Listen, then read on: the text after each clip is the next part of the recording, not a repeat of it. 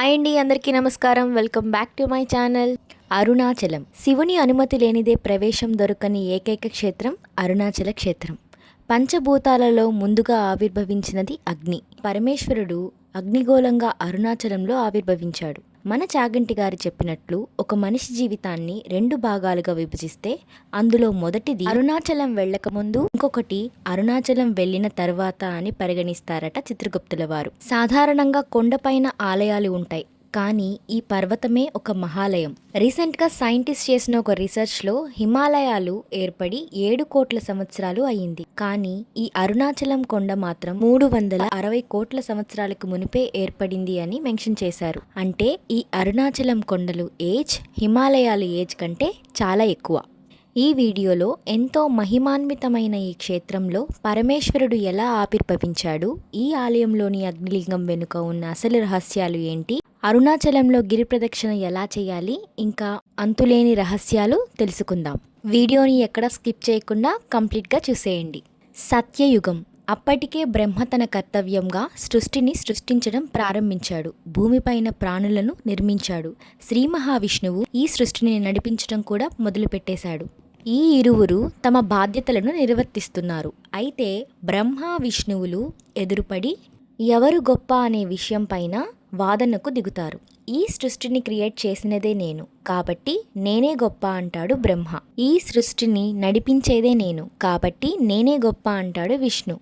ఈ ఇరువురి వాదనలను చూసిన దేవదేవతలు సైతం ఏమీ చేయలేక ఆశ్చర్యపడి అలాగే ఉండిపోతారు. ఇదంతా గమనిస్తున్నటువంటి మహాశివుడు వీరిద్దరి మధ్య ఆది అంతం లేని ఒక అగ్నిలింగంగా మారి ప్రత్యక్షమయ్యి, మీ ఇద్దరిలో ఎవరైతే ఈ అగ్నిలింగం యొక్క ఆది లేదా అంతం, అంటే ఈ అగ్నిలింగం ఎక్కడ మొదలయ్యింది లేదా ఎక్కడ అంతం అన్న విషయం కనుక్కుని వచ్చి నాకు చెప్పగలుగుతారో వారే గొప్ప అని వాళ్ళిద్దరికీ ఒక పరీక్ష పెడతాడు మన మహాశివుడు. దాంతో శ్రీ మహావిష్ణువు వరాహ రూపం దాల్చి అగ్నిలింగం అంతం కనుక్కోవడానికి పాతాళలోకంకి బయలుదేరుతాడు. బ్రహ్మ కూడా తన హంసవాహనం మీద ఈ అగ్నిలింగం ఎక్కడ ప్రారంభమవుతుందో అని పైకి వెళ్తాడు. అలా వీళ్ళ ప్రయాణం ఎన్నో వేల సంవత్సరాల పాటు జరుగుతుంది, కానీ ఆ అగ్నిలింగం యొక్క ఆది లేదా అంతం కనుక్కోలేకపోతారు. దీంతో శ్రీ మహావిష్ణువు ఇది కనుక్కోవడం అసాధ్యం అని పరమేశ్వరుని దగ్గరికి వెళ్ళి ఒప్పేసుకుంటాడు. బ్రహ్మ మాత్రం అగ్నిలింగం యొక్క మొదలు కనుక్కోవడానికి ఇంకా పైకి వెళ్తూనే ఉంటాడు. అక్కడ పైన నుండి కిందకి పడుతున్న ఒక కేతిక పువ్వు, అంటే ఒక మొగలి పువ్వును చూస్తాడు. వెంటనే బ్రహ్మ, నువ్వు ఎక్కడ నుండి పడుతున్నావు అని ప్రశ్నిస్తాడు. దానికి ఆ మొగలి పువ్వు, నేను శివుని శిరస్సు మీద నుండి పడుతున్నాను అని జవాబిస్తుంది. అయితే నువ్వు శివుని శిరస్సు చూసి వస్తున్నావా, ఇక్కడ నుండి శివుని శిరస్సు ఎంత దూరంలో ఉంది అని ప్రశ్నిస్తాడు బ్రహ్మ. నేను కిందకి పడడం మొదలయ్యి ఎన్నో వేల దివ్య సంవత్సరాలు అవుతుంది, కానీ నేను ఇంకా కిందకి చేరుకోనే లేదు అని సమాధానం చెబుతుంది పువ్వు. దాంతో బ్రహ్మకి ఈ లింగం యొక్క ఆది లేదా అంతం కనుక్కోవడం అసంభవం అని తెలిసిపోతుంది. కానీ బ్రహ్మ ఓటమిని అంగీకరించలేక మొగలి పువ్వును తప్పుడు సాక్ష్యం చెప్పమని కోరుతాడు. నేనే నిన్ను పైనుండి తీసుకొస్తున్నానని శివునితో అబద్ధం చెప్పు అని అంటాడు. దానికి ఆ పుష్పం ఒప్పుకుంటుంది. అదే సమయంలో అక్కడ ఒక కామధేనువు కూడా కనిపించడంతో దానికి కూడా అలాగే అబద్ధం చెప్పమని చెబుతాడు. మొదట కామధేనువు సంకోచించినా తర్వాత ఒప్పేసుకుంటుంది. అలా బ్రహ్మ, పుష్పం ఇంకా కామధేనువు ముగ్గురు కలిసి పరమేశ్వరుని దగ్గరకు బయలుదేరుతారు. ఇదిగో మహాశివ, ఈ పుష్పాన్ని నేనే స్వయాన అగ్నిలింగం యొక్క శిరస్సు మీద నుండి తీసుకొస్తున్నాను, కావాలంటే మీరే అడగండి అంటాడు బ్రహ్మ. అప్పుడు మహాశివుడు ఆ పుష్పం వైపు ఇంకా కామధేనువు వైపు చూసి నిజమా అన్నట్లు ప్రశ్నిస్తాడు. దానికి మొగలి పువ్వు అవును అని బదులిస్తుంది. కామధేనువు అవును అని తలూపి కాదు అని తోక ఊపుతుంది. ఈ అగ్నిలింగం యొక్క ఆది అంతం కనుక్కోవడం అసాధ్యం అని, వాళ్ళిద్దరూ చెబుతున్నది అబద్ధం అని ఆల్రెడీ తెలిసిన పరమేశ్వరుడు కోపంతో మొదట మోసం చేసినందుకు బ్రహ్మను నీవు భూలోకంలో ఎటువంటి పూజలు అందుకోవు అని శపిస్తాడు. అబద్ధం చెప్పినందుకు గాను మొగలి పువ్వును నా పూజకు నువ్వు పనికిరావు అని శపిస్తాడు. కామధేనువు తలతో అబద్ధం, తోకతో నిజం చెప్పినందుకు గాను తలవైపు ఎవరు పూజించకూడదు అని, ఓన్లీ తోకవైపు మాత్రమే పూజించాలి అని శపిస్తాడు. తాను చేసిన తప్పును తెలుసుకున్న బ్రహ్మ పశ్చాత్తాపడి ఇలా అంటాడు, ఓ పరమేశ్వర, అగ్నిలింగంగా ఆవిర్భవించి నీ జ్వాలలతో నా అంధకారాన్ని దహించివేశావు. అలాగే ఈ అగ్నిలింగం రూపంలో భూమిపైన అవతరించి మానవుల అజ్ఞానాన్ని దహించి వారిని సన్మార్గంలో నడిపించేలా చూడమని కోరుతాడు. బ్రహ్మ కోరికను మన్నించిన పరమేశ్వరుడు అగ్నిలింగంగా అరుణాచల పర్వతంలో కొలువు తీరుతాడు. అలా బ్రహ్మ కోరిక మేరకు ఆ అగ్నిలింగమే అరుణాచలంలోని అరుణగిరి అనే ఈ కొండగా మారింది. ఈ అగ్నిలింగమే సత్యయుగంలో మండే అగ్నిజ్వాలగా, త్రేతాయుగంలో బంగారు కొండగా, ద్వాపర యుగంలో వెండి కొండగా, చివరిగా కలియుగంలో రాతి కొండగా మారింది. అంటే అరుణాచలంలో మామూలు కొండగా కనిపిస్తున్నటువంటి ఈ అరుణగిరే ప్రపంచంలో కల్లా అతిపెద్ద శివలింగం. ఈ మాట నేనంటున్నది కాదండి, స్కంద పురాణంలోని అరుణాచల మహత్యంలో క్లియర్గా మెన్షన్ చేసి ఉన్నది. అలా ఈ అరుణాచల కొండ ఏర్పడింది. అరుణాచలం పేరులోనే ఉంది కదా, అరుణ అంటే అగ్ని, అచలం అంటే పర్వతం. సో ఇది అగ్ని పర్వతం.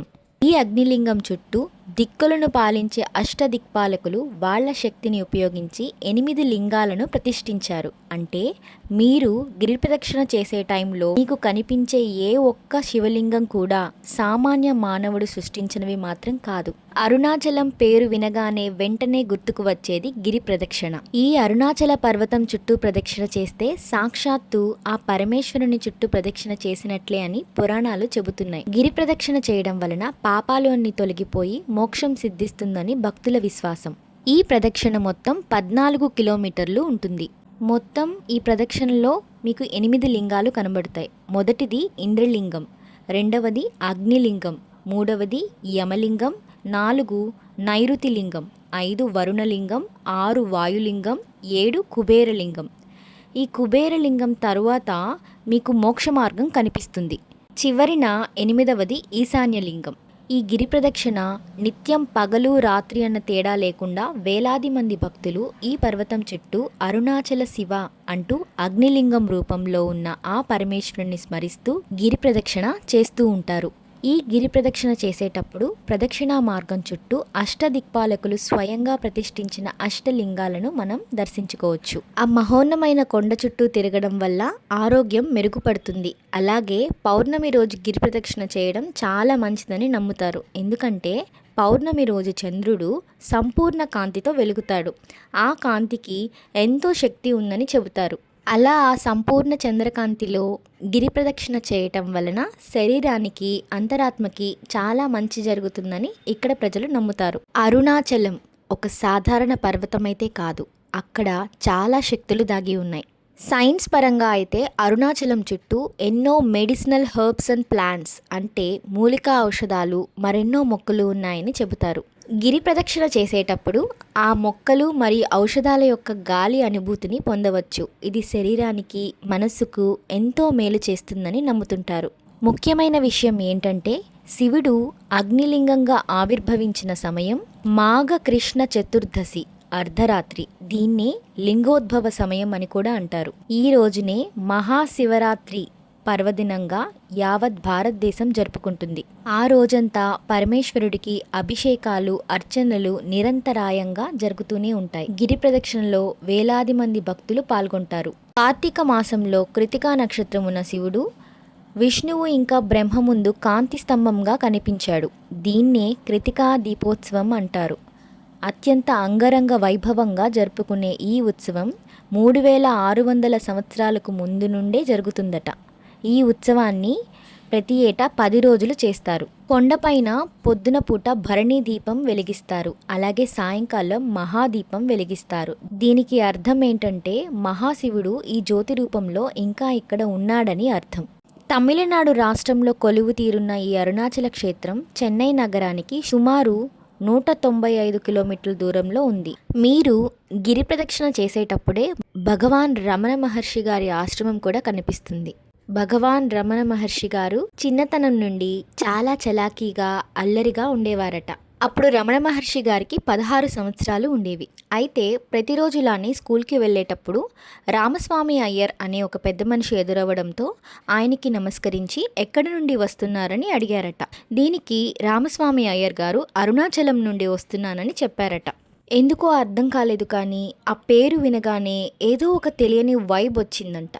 ఆ రోజు నుండి అల్లరి చేయడం కానీ, చలాకీతనంగా ఉండడం కానీ, వీటన్నిటికీ దూరంగా ఉంటూ, ఇంట్లో పనులతో సాయం చేస్తూ, మోస్ట్ ఆఫ్ ద టైం ఏదో ఒకటి ఆలోచిస్తూ, లేదంటే ఏదో ఒక ప్రాసెస్‌లో ఇన్వాల్వ్ అవ్వడం లాంటివి చేస్తూ ఉండేవారట. ఒకసారి రమణ మహర్షి గారు ఒక ప్లేస్‌లో అలా కూర్చుని ఆలోచిస్తూ ఉన్న సమయంలో మరణ భయం స్టార్ట్ అయిందంట. అంటే చావు భయం. అది ఎందుకు వచ్చింది కూడా ఆయనకి అసలు అంతు చిక్కలేదు. సరే, అసలు ఈ మరణం అంటే ఏమిటి? మరణించిన తర్వాత ఎలా ఉంటుంది? చనిపోతే ఏం జరుగుతుంది? అని చాలా ఎక్కువగా థింక్ చేసేవాళ్ళట. ఒక మనిషి ఎలా అయితే చనిపోతాడో సేమ్ అదే పొజిషన్‌లో పడుకుని ఆ ఎక్స్‌పీరియన్స్‌ని ఫీల్ అయ్యేవారట. అలా మరణం గురించి ఆయనకి complete pure awareness and analysis వచ్చింది. ఇక ఇంట్లో ఎవ్వరికీ చెప్పకుండా అరుణాచలం కొండలకి వెళ్ళిపోతారు. ఏ రోజైతే ఆయన కొండల్లోకి వెళ్లారో ఆ రోజు నుండి ఆయన తుది శ్వాస విడిచే వరకు కూడా ఆ కొండలలోనే ఉన్నారు. కొండలపైన గుహలలో కూర్చుని ప్రతి సెకండ్ శివనామం జపిస్తూ మెడిటేషన్ చేస్తూ ఉండేవారట. పరమశివుని మీద అపారమైన భక్తి. అక్కడ ప్రజలు ఈయనకి శివుడి మీద ఉన్న భక్తిని చూసి ఈయనని శివస్వరూపంగా కొలిచేవారట. ఇప్పటికీ కూడా అరుణాచలంలో రమణ మహర్షి గారికి సపరేట్ ఆశ్రమం ఉంటుంది. అక్కడ ఏదో తెలియని పాజిటివ్ ఫీల్ వస్తుందని అక్కడ ప్రజలు బాగా నమ్ముతారు. అందుకే అక్కడికి వచ్చి మెడిటేషన్ లాంటివి చేస్తూ ఉంటారు. అక్కడ ఓంకారం అనే శబ్దం 108 సార్లు మనకి వినిపిస్తుందట. 14th April 1950 రాత్రి 8:47 రమణ మహర్షి గారు చనిపోయారు. ఆ టైంలో ఆయన దేహంలో నుంచి ఒక వెలుగు అంటే ఒక జ్యోతి అలా అరుణాచలం కొండల్లోకి పైకి వెళ్ళి కలిసిపోతుందట. ఇది అక్కడ ఉన్న ప్రజలు చూసి చాలా షాక్ అయ్యారట. ఆయన ప్రాణం శివుడిలో ఐక్యమైపోయిందని నమ్ముతారు. చూశారు కదా, అరుణాచలం అంతులేని రహస్యాలు. వీడియో ఇంతవరకు చూసారంటే నా కంటెంట్ మీకు నచ్చి ఉండుంటుంది. ఓం నమో అరుణాచలేశ్వర స్వామియే నమః. ఇలాంటి మరిన్ని వీడియోస్ కోసం నా ఛానల్ని తప్పకుండా సబ్స్క్రైబ్ చేసుకోండి. Thank you for watching. See you in my next video. Please don't forget to like, share and subscribe.